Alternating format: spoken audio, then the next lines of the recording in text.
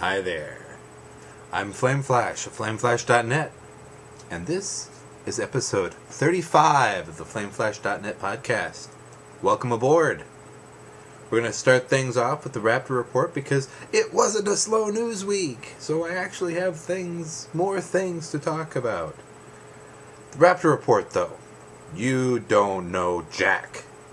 That's right, we went back to You Don't Know Jack and enjoyed it. Got a little bit late, so Red Flare decided she wanted to beat me over the head with the controller. Not literally. But only 2 rounds in, therefore. Each round is about 15 minutes, give or take, especially with only 2 people. But it's a great game. We're not through all of the game sessions yet, either. And I think it's going to take a while for us to have played it back to back to back to back to really memorize the answers to any of the game show quizzes. There are 10 questions, individual questions, and then there's that last Jack attack. And how are you going to memorize all of that? Sure, maybe you'll vaguely remember, but this game has a lot of replay value potential. And heck, we haven't even scraped the surface of it yet. We haven't gotten that trophy that says we've played every one of the episodes yet. Perfect. Lego Star Wars 3, The Clone Wars. It's amazing to me that the trophy we earned, so we beat the game, helped the son do that, 37.8% of players on Raptr have the final trophy. What are you folks doing? Go play this game. Grab one of your kids and go play it. It is a fun game. While you're at it, go watch Clone Wars seasons 1 and 2. I believe that's the 2 seasons that fall into this game. Might help you with a few of the levels. Maybe not, but I think it does. And the son is more excited when he sees a level that he's seen than levels that he's just not familiar with whatsoever. Lego Indiana Jones appears on the Raptr report as well, but this one, little man decided to have put in the Xbox, and that has automatic tracking, so I assume he had fun with it, running around. He quite enjoys the Lego games himself, even though he's not really old enough to fully comprehend, say, the need to not jump down holes and kill yourself. He's entertained by the fact that people explode in an explosion of Lego bricks. What 3-year-old isn't? Dungeon Defenders. We are now into the 3rd dungeon of Dungeon Defenders. Yes, the oldest son has done most of the work. He's the one that's enjoyed the game the most, but I've helped him realize some of those hidden features that aren't immediately clear to you, like taking some of your banked mana and upgrading your armor, upgrading your pets, being sure to sell off all of those banked items. Something that I find really interesting is that each character doesn't have their own bank. And I guess this may be due to the PS3 version, but all 4 of us, when we're playing together, each share an item bank. So there's not a large worry of, oh, should I wait and grab this or not? Because maybe sister who's playing the Huntress could use this crossbow. Grab it. That way it doesn't go poof accidentally. Then once you're back at the tavern, everybody can look at the item box, see if there are any upgrades, and grab them. If there aren't any upgrades, one person can then slide through and sell all of the stuff. and then it's time to upgrade. Now, because it's a shared item box, it's also a shared mana box. Mana bank. And this is the primary currency you use for upgrading all of your stats on your weapons and things. Not too shabby. It works. It would work better if each individual character was able to be more independent or had the option of being more independent. I would appreciate that, but such as it is, the team becomes more powerful when a single character gets skilled up or leveled up, and it works out, therefore. Of course, the little guy, who is currently playing a knight, whenever he does get enough experience to level up, we simply pump it into health and damage. He's slowly starting to understand the concept of putting down traps, but not enough that leveling those up is a high priority at the moment. It's more of a priority that he survive, as long as he doesn't think it's super funny to jump into the lava. So he actually helps make the game harder, because, well, the more players there are, the more enemies there are. So if you don't have an active player, you have more enemies to share amongst, say, a team of 3 when there are 4 controllers active. It's a great game, though. It's on multiple consoles, it's on multiple systems. Pick it up somewhere. Mario Kart 7. Still working on 150cc. Oh, well, that's rude. The doorbell at 9? My apologies. We're going to pause.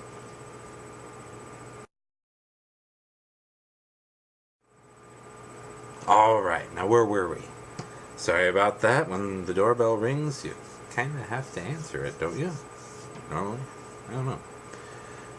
Anyway, Mario Kart 7. Still working on 150cc. And loving it. Absolutely loving it. I got another Street Pass. So not a Street Pass with the wife. It was another Street Pass entirely. I'm really looking forward to the opportunity to race and see what starts to happen as you collect more Street Passes. Do you end up suddenly just racing an army of Miis? Or does it pull back and only, say, plop one Mii racer in each course? It'll be interesting to see as it slowly fills up. Only have 2 Street Pass people so far, and we'll wait and see.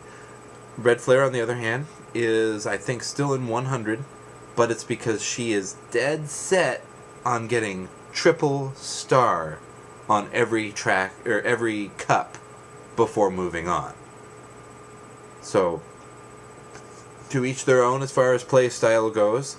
That is probably why she can beat me so handily when we play together, because I'm more for the pushing forward and unlocking all of the characters, and she's more for the get 3 stars on every cup playstyles.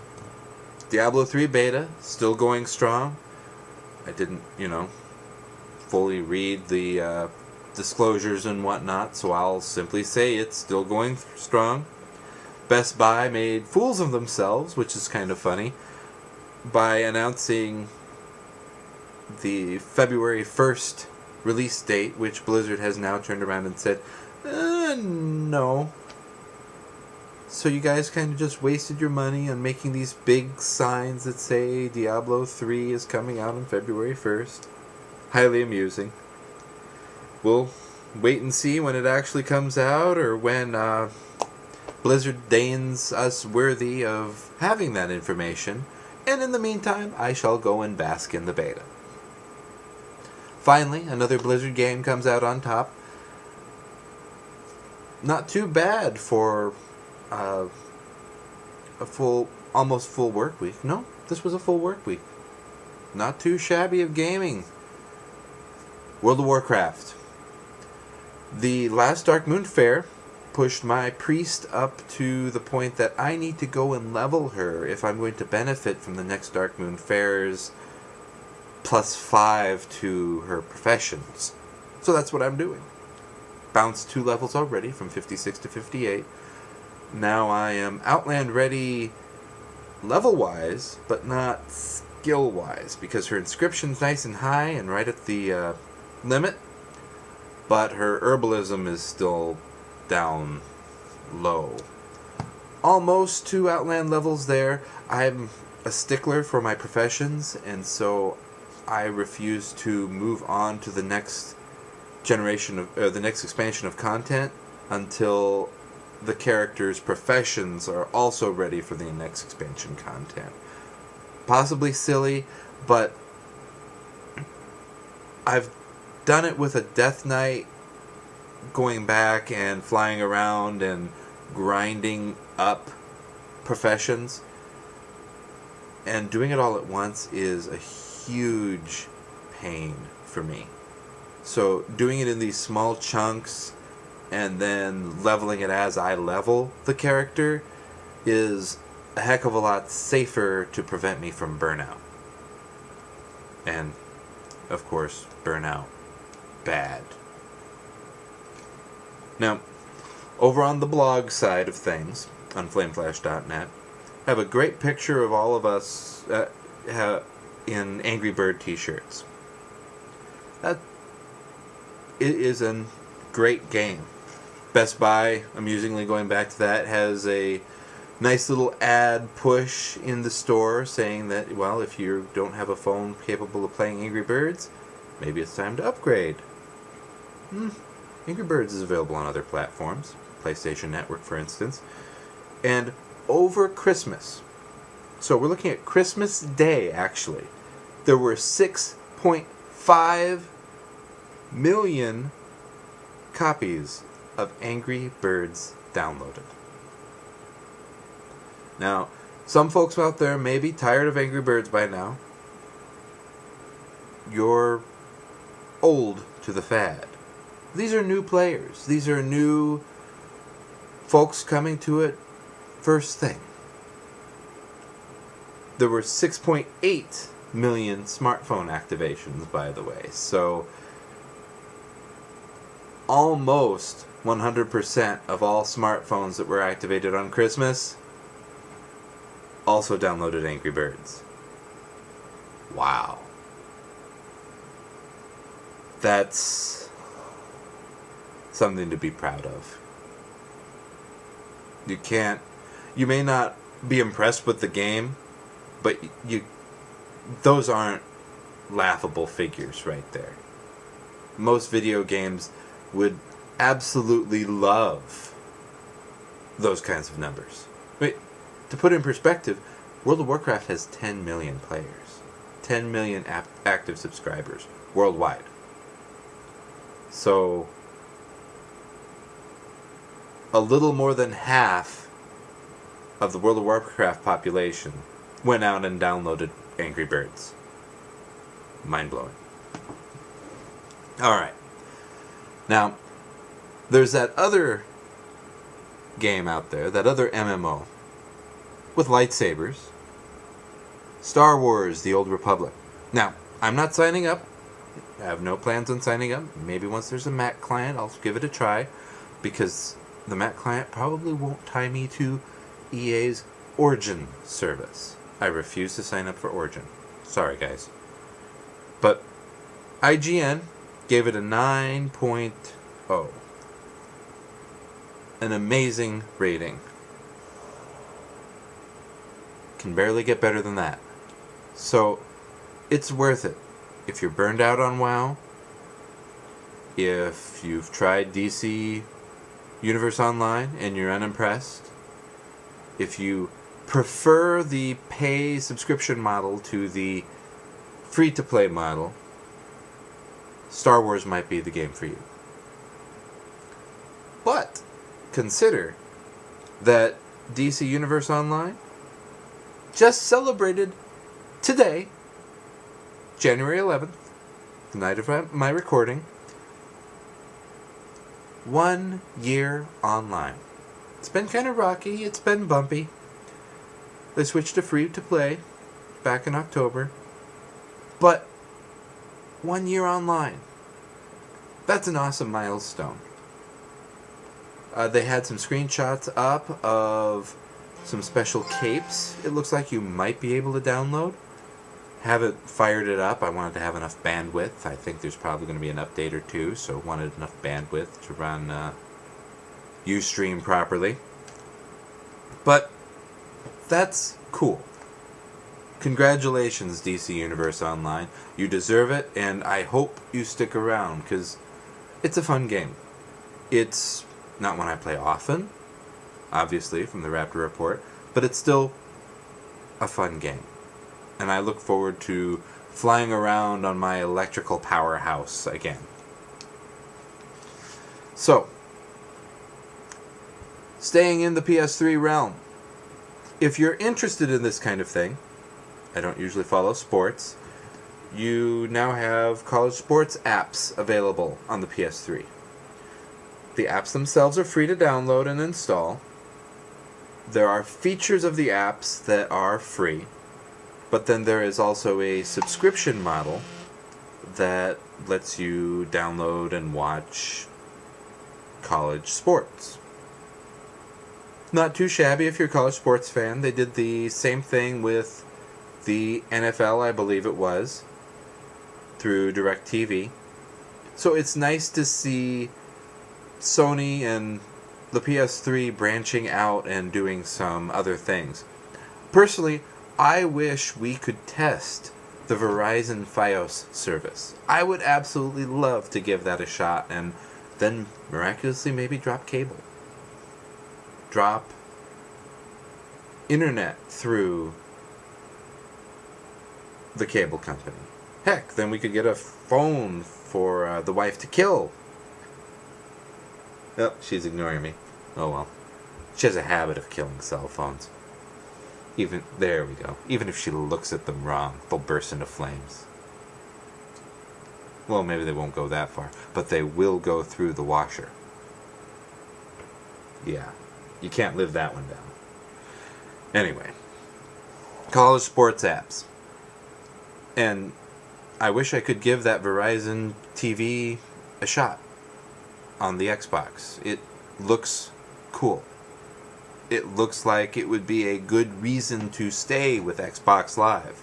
As it stands, I haven't really used it much. I'm FlameFlash82 out there, but with a 20 gig hard drive and most of my games being on the PS3 at this point, there's just not much incentive. I like the feel of the controller better, for crying out loud, of the PS3. You can't really get around that issue. Kinect looks cool. The Star Wars Kinect bundle looks very cool with, the R2-D2 looking Xbox. So, we shall see. We shall wait and we shall see. We have a lot of Star Wars fans in this household. So, PlayStation realm, we shall stay. But moving on to the handheld department. I've talked a lot about the Vita. I'm going to talk a little bit more about the Vita, because the AT&T 3G plans have now been released. Personally, I would likely not be getting the Vita period. I absolutely love my 3DS in my pocket. It's a pedometer, so I can keep track of how many steps I've taken in a day. I can randomly street pass somebody. I don't need an extra service or fee to use all of that functionality. It's just there. Sure, it's only Wi-Fi, but it's there. It's free. There's not a hidden cost to owning a 3DS system. That's a bonus to me. But if you're interested the Vita data plans through AT&T. $15 a month, and there's no contract, so you can sign up for a month, drop it at the end of the month. Just watch your calendar. I don't know what the hassle is going to be for signing up and turning it back off, but be sure to watch your calendar and give yourself, say, a weekday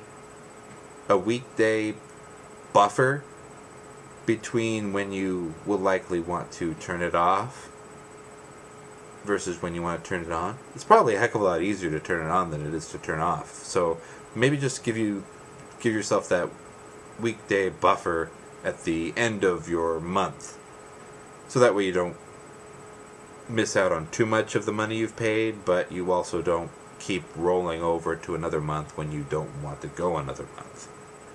$15 gives you 250 megabytes of download.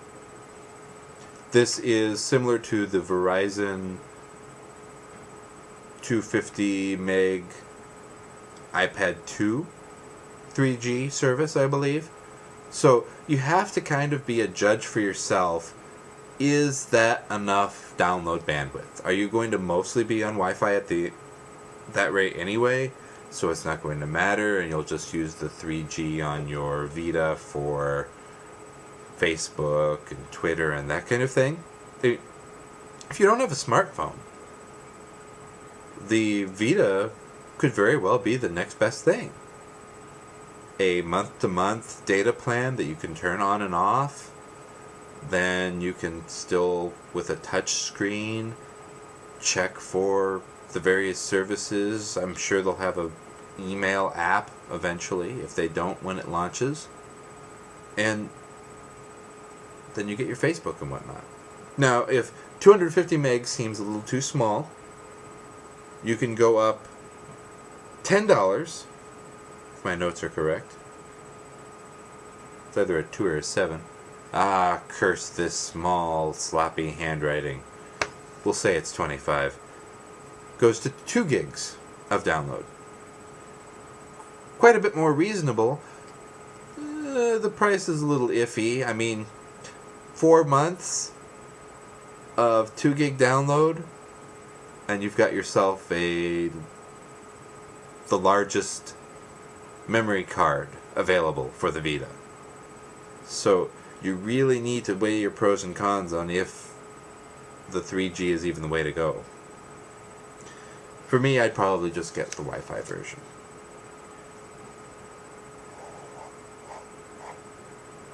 So, World of Warcraft. Oh, before I move on to World of Warcraft news, Ultimate Spider-Man and The Avengers, Earth's Mightiest Heroes. These are 2 animated television series. Ultimate Spider-Man is new, coming out on April 1st, and The Avengers is going to go into its 2nd season. Both of these hit, supposedly, April 1st. Quite looking forward to it. The first season of Avengers is absolutely amazing. It was available on Netflix, not sure if it still is. It's also available on iTunes for full download of the season. I believe in both HD and SD. And the Spider-Man series, for the most part, have always been strong. So it's going to be nice to pick that up again and see where they take it. There's supposedly going to be some kind of cross-episode thing. So Ultimate Spider-Man will be with the Avengers, if I understood that announcement properly, at least for 1 episode, which is also pretty cool. You don't see that very often anymore. Live action television, it's a little bit easier to pull off too, because there's not a bunch of artists involved, there's not extra voice work involved, it's just getting all of the people in the right place. Apple has an event ready for Red Flare's birthday. Not specifically for Red Flare, of course, but on January 19th, they are going to have a education event in New York We'll have to wait and see. The speculation is that this is going to be something to do about textbooks, digital textbooks on the iPad, perhaps. Awesome. Back in my day, I had to carry a bag full of books in college. And they cost, when said and done, about as much as an iPad. So it'd be really awesome to, after college, have an iPad. Just invest in an iPad, hopefully spend much less on the digital version of the books, and then you have both the digital version of the books and an iPad when you're said and done. Cool. One can only hope. We will have to wait and see for Red Flare's birthday.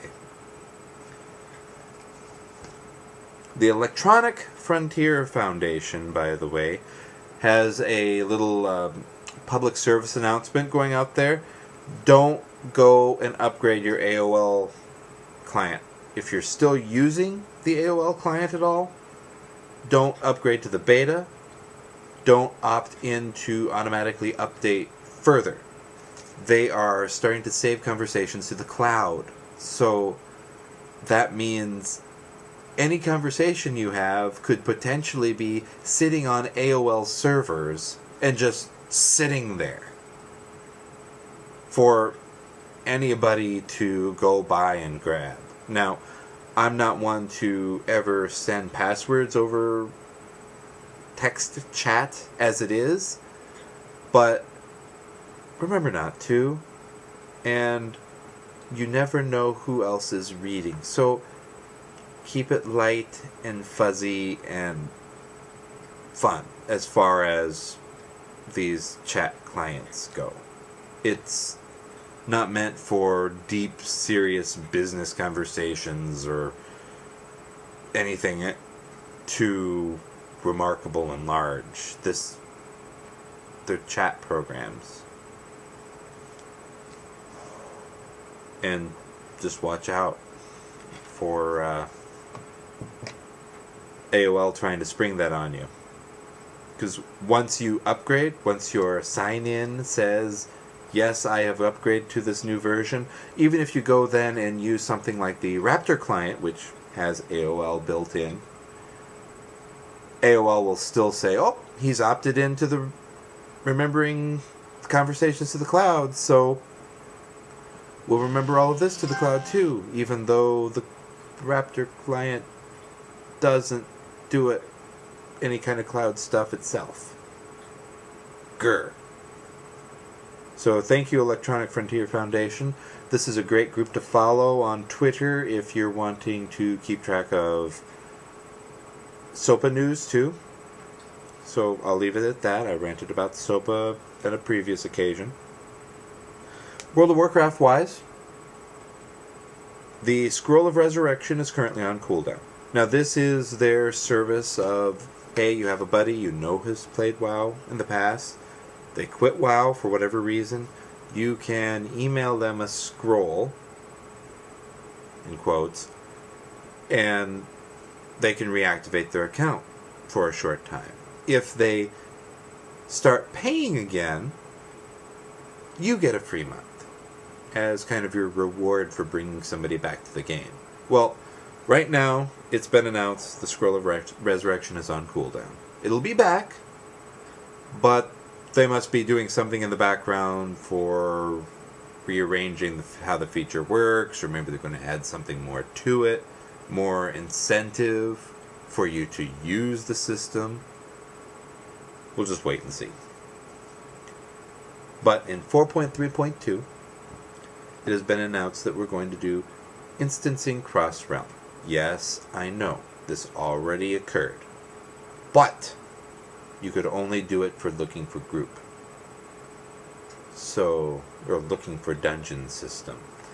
Now, if here I am on Zangarmarsh, on my level 85 druid, and a buddy of mine signs up for World of Warcraft, we trade real IDs, we can then group, And even though they're still a newbie and stuck on a completely different server, I could run them through Deadmines, or the stocks, or any other instance that was level appropriate to them.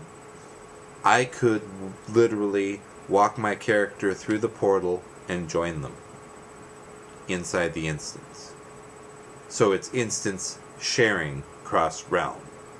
No more having to be in a looking for dungeon group to do it. Awesome. This also applies to battlegrounds and raids. Now, the battlegrounds are kind of already applied to anyway, so that's not as big of a deal. But you can go and run, say, a classic raid now with your friends on other servers. Very cool. AQ40, here we come. Not really. Maybe we'll go to the Molten Core and kill the original rag. Finally, last but not least, World of Warcraft is going to get a 64-bit client. This is more amazing than it sounds on the surface, because how many of you have a 64-bit computer or would like to get a 64-bit computer? If you have more than, say, I think it's 2 or 4 gigs of RAM, I'm forgetting at the moment, it's getting late, your PC can't use it if it's, well, we'll say 4 gigs. If it's greater than 4 gigs and you're 32-bit, give it up. There's no point in having any more than that. 64-bit system, you can go much higher in RAM. And any program can also use much more RAM. So your faster computer is going to run World of Warcraft faster now. Don't worry, they're not getting rid of the 32-bit client. But for 64-bit users, you're going to get that little bit of a leg up on performance. So maybe you won't have to disable as many add-ons before going to a battleground, for instance, anymore. I leave all mine on anyway, but for those of you that are extra performance conscious, now you won't have to worry about it as much. But after answering the door, after the Raptr report, and after World of Warcraft, I suppose we'll close her out. I'm FlameFlash of FlameFlash.net. You can find me on Twitter, FlameFlash, Facebook, FlameFlash.net page, fan page, FlameFlash82 on Xbox Live. It's still going. Love to have an incentive to actually get on there. And FlameFlash on the PSN. If you have a 3DS, well, put it in your pocket. Maybe we'll street pass sometime. This is FlameFlash of episode 35, signing off. Thanks for stopping by.